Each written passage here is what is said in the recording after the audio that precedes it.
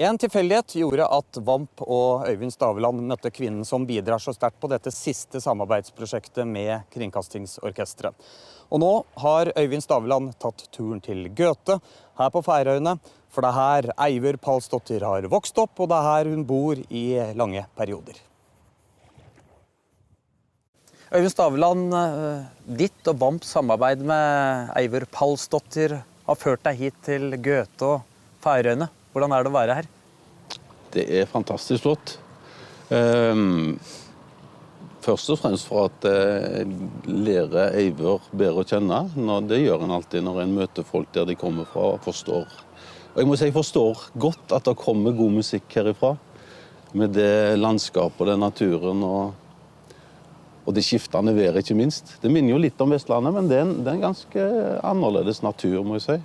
Åpnere og renere på sett og vis. Det var en tilfeldighet som gjorde at dere i Vamp oppdaget Eivør. Hva var det som skjedde? Vi spilte på en liten flott festival som heter Skåtøyfestivalen utenfor Kragerø i fjor sommer. I et forferdelig regnvær, men heldigvis inne i et telt. Og vi kom dessverre litt for sent fram til at vi fikk med oss hele konserten til Eivør Palsdottir, men vi fikk de 4-5 siste sangene. Og det var for så vidt nok til at vi ble betatt, alle vi som fikk med oss disse sangene. Og vi møtte bare hverandre så vidt i inngangen til scenen. Du var på vei av, og vi måtte rigge fort om, for publikum satt og ventet. Så vi fikk bare sagt til deg at vi var så utrolig begeistret og syntes det var så enormt flott. Den der tilstedeværelsen hennes, den kom ut, altså. Var det en musikalsk forelskelse?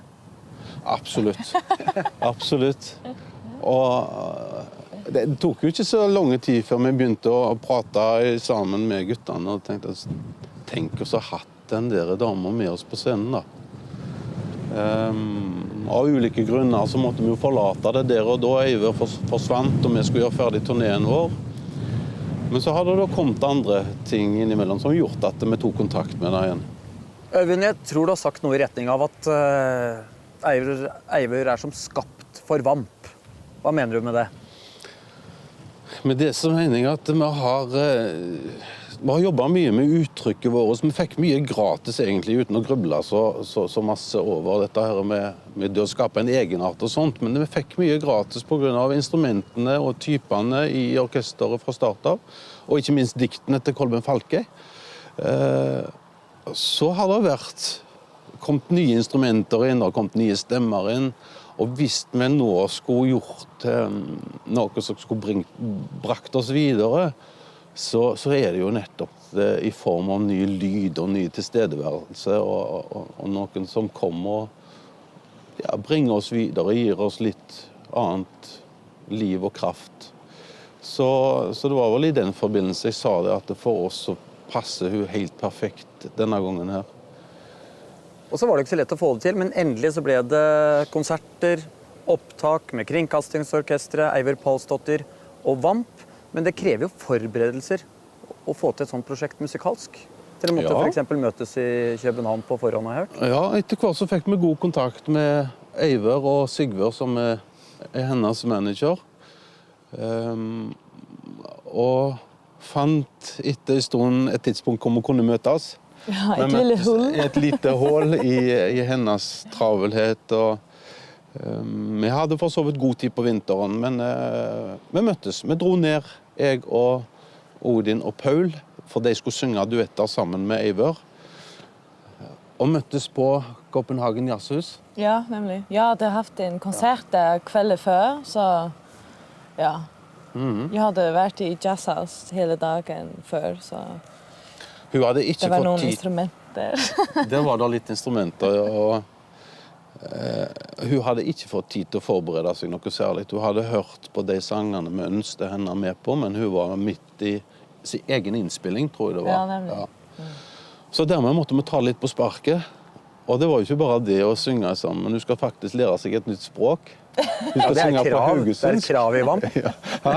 Det er et krav at Det er ikke noe krav, men både hun og oss var enige om at det er den beste måten å gjøre det på. Og hun sa at dette fikser jeg elegant. Trenger litt tid, men dette fikser jeg. Og det hørte vi med en gang, altså.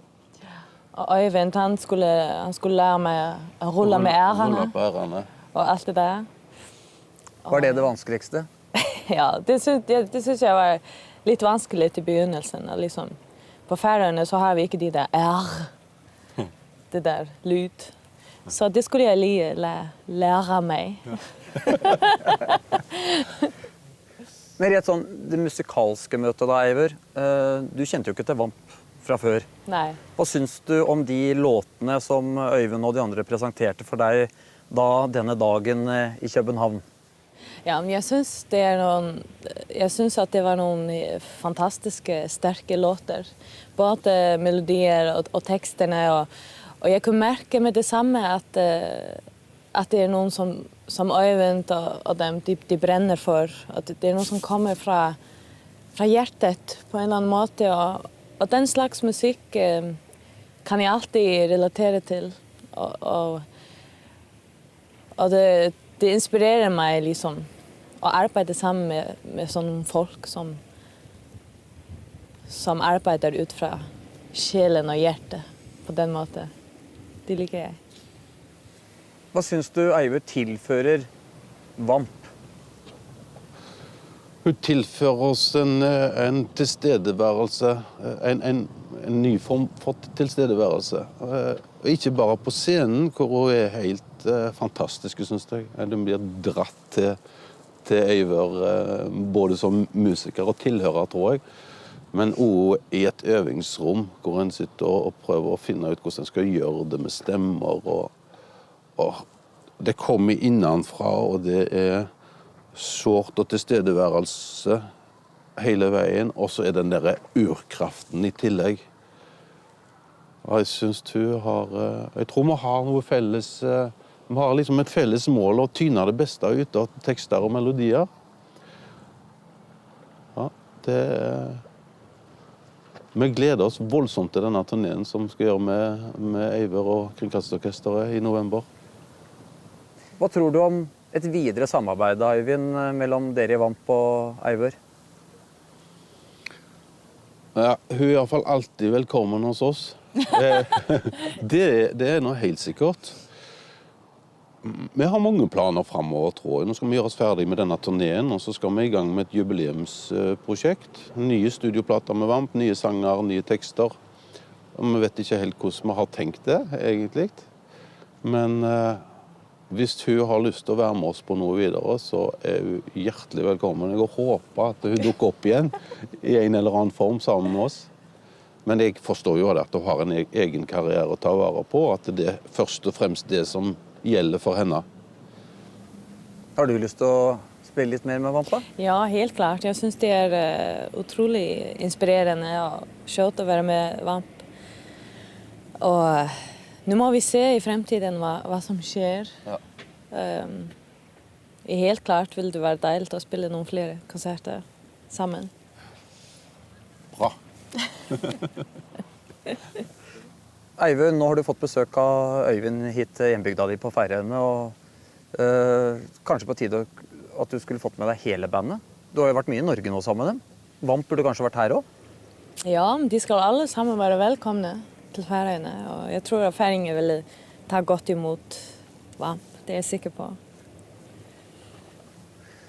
Eivør er jo en godt etablert artist, Øyvind, både her på Færøyene, Island og i Danmark. Og hvordan tror du det norske folk kommer til å ta imot Eivør sammen med dere i Vamp?